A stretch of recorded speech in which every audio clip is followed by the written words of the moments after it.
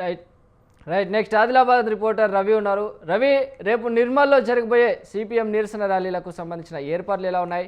ప్రజల నుంచి ఈ ధరల పెరుగుదలపై క్షేత్రస్థాయిలో ఎలాంటి స్పందన కనిపిస్తోంది? Good morning Chiranjeevi. కేంద్ర ప్రభుత్వం పెంచిన పెట్రోల్, డీజిల్, గ్యాస్ నిత్యావసర ధరలను నిరసిస్తూ ఈ నెల 29, 30 తేదీలో రాష్ట్ర వ్యాప్తంగా నిరసనకు CPI ML mass line party పిలుపునిచ్చింది. ఇందులో భాగంగా నిన్న జిల్లాలో పలు చోట్ల నిరసన ర్యాలీలు కార్యక్రమాలు నిర్వహించారు. మోడీ ప్రభుత్వం గత 5 రాష్ట్రాల ఎన్నికలకు ముందు ఎలాంటి ధరలు పెంచబోమని ప్రకటించింది.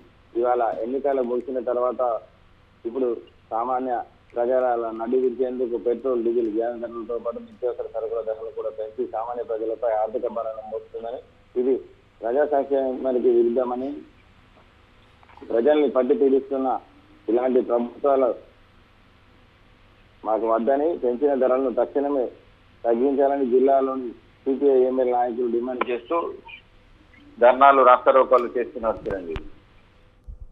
Right, thank you Ravi.